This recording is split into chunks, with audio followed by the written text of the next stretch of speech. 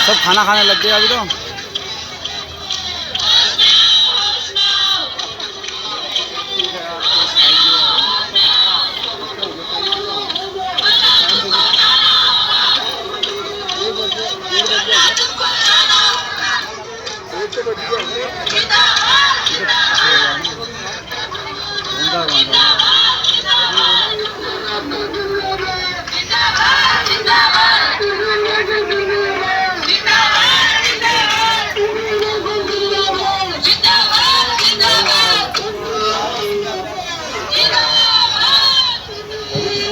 हम भी बोलेंगे, वो भी बोलेंगे, वो भैया जी भी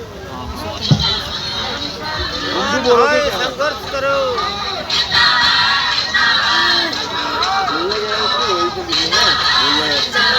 राज्य सरकार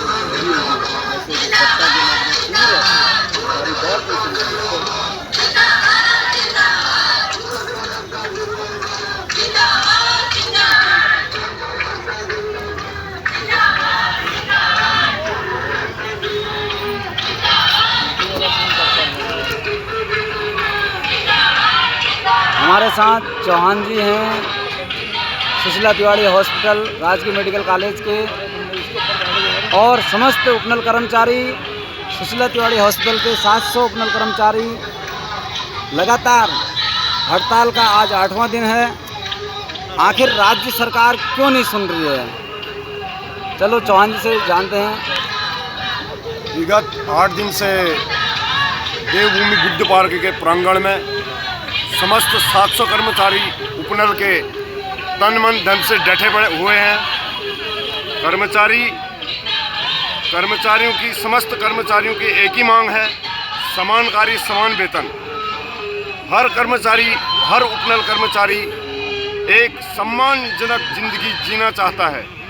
आज के इस महंगाई के दौर में जहां नियमित कर्मचारी को राज्य सरकार 60 से 70-80 हज़ार रुपये सैलरी दे रही है, वहीं दुर्भाग्य से उपनल कर्मचारी को 8 से 10 हज़ार रुपये के बीच में बहलाया फुसलाया जा रहा है, जो कि एक दुर्भाग्यपूर्ण विषय है।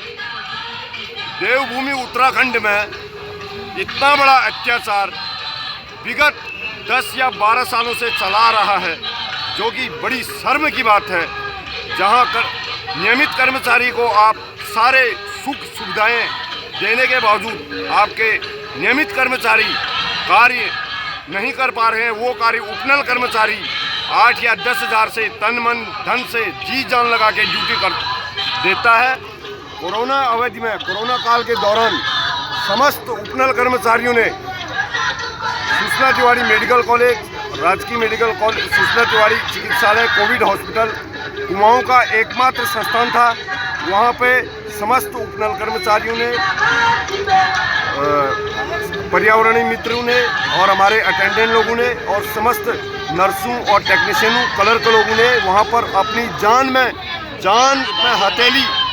हथेली में रख के जान की बाजी लगा के वहाँ पर ड्यूटी दी थी। इस समय हम सरकार से एक विनम्र निवेदन करते हैं कि वो हमारी न्यायोचित मांग को माने और हमें समान कार्य समान वेतन दिया जाए। हम राज्य सरकार से अपना हक मांग रहे हैं, न कि भीख मांग रहे हैं। हम राज्य सरकार को चेताना चाह रहे हैं, अलग जगाना चाह रहे हैं, अभी भी जाग जाए, वरना जो जन विरोधी जो सरकारें रहेंगी वो ज़्यादा दिन टिक नहीं पाएगी। अपनी शब्दों को यहीं पर विराम करता हूँ। हमारे साथ मोहन पंत जी हैं, सुशीला तिवारी हॉस्पिटल के उपनल कर्मचारी, इलेक्ट्रिक डिपार्टमेंट। चलो इनसे जानते हैं कि आखिर ऐसा क्या है कि उपनल कर्मचारियों से भेदभाव किया जा रहा है, राज्य सरकार ऐसा क्यों कर रही है?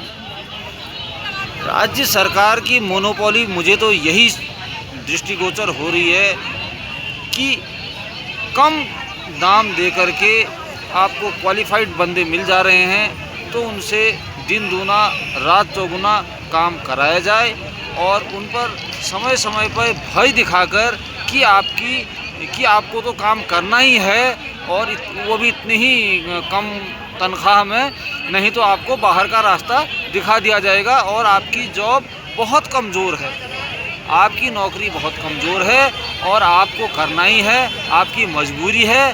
तो इस तरह से, क्योंकि आप एक आउटसोर्स एजेंसी हो, आप हमारे विभाग के कर्मचारी नहीं हो। साथियों, मैं सुशीला तिवारी, राजकीय चिकित्सालय संबद्ध मेडिकल कॉलेज में विद्युत इकाई इलेक्ट्रिक डिपार्टमेंट में डाटा एंट्री ऑपरेटर के पद पर कार्यरत हूँ।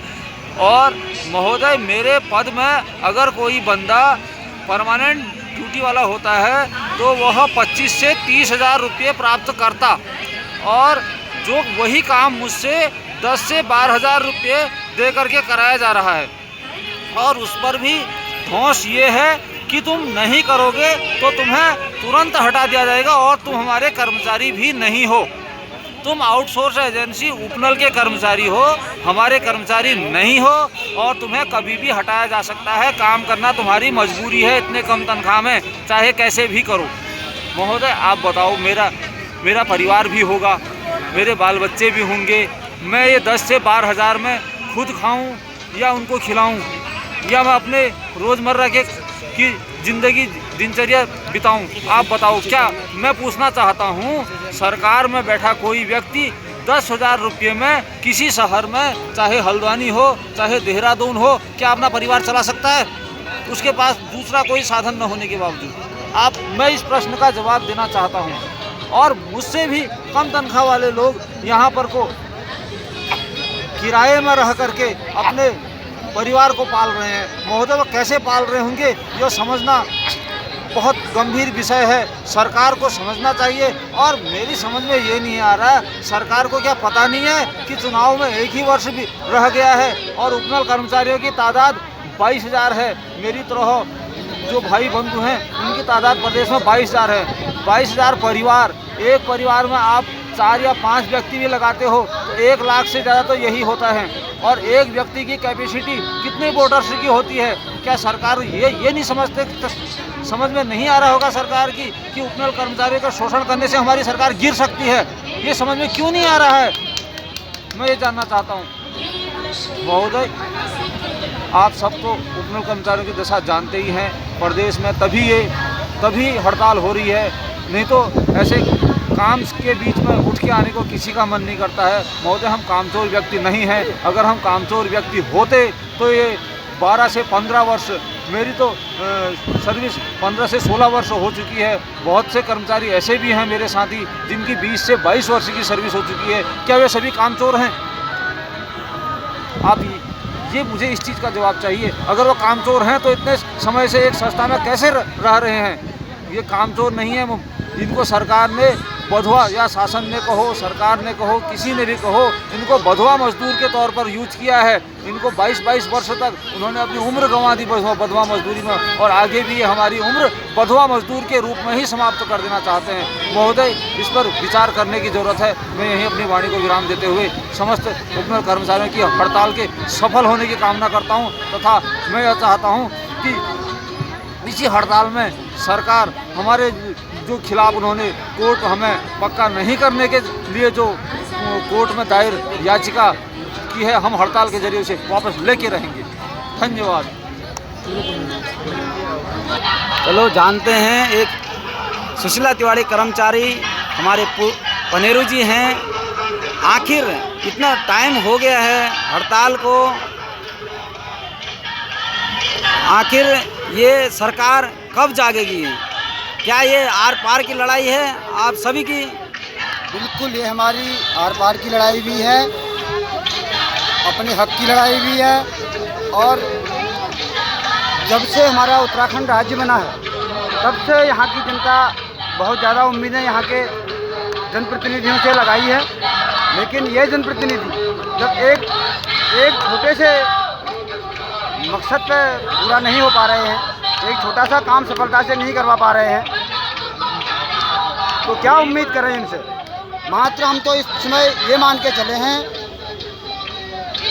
सरकार हमारा ही नहीं, समस्त जितने भी युवा हमारे आने वाले आगे के लिए रोजगार से जुड़ेंगे, क्या उनको भी इसी प्रकार से व्यवहार करेगी उनके साथ भी, जिस प्रकार हमको रखा गया है। हमें तो यहाँ लगभग हमारे पुराने साथियों को 20-22 साल तक हो गए हैं। अगर सरकार सबको एक साथ नियमित नहीं कर सकती थी, आज तक कुछ नियमावली बन जानी चाहिए। बारी बारी से सरकारें आई और चले गई, लेकिन हम वहाँ के वहीं रह गए। आज हमारी मजबूरी है, हम अब बच्चे तो हैं नहीं जो हमको सरकार लड्डू और टॉफ़ी दे करके मनाते रहे।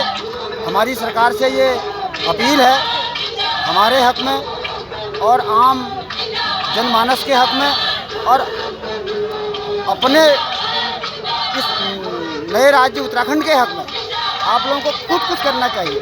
हम तो इन जनप्रतिनिधियों से कहना चाहेंगे, कल किन उम्मीदों के साथ हमारा उत्तराखंड बना था और आज कहाँ पे है। सपोज करें यूपी में ही हमारे योगी जी आदित्यनाथ जी जब चुनाव आए थे सत्ता में, तो उसके बाद उनके बाद तमाम तरह की टीका टिप्पणियाँ, तमाम तरह की चर्चाएं होने लगी थी कि अब तो जो है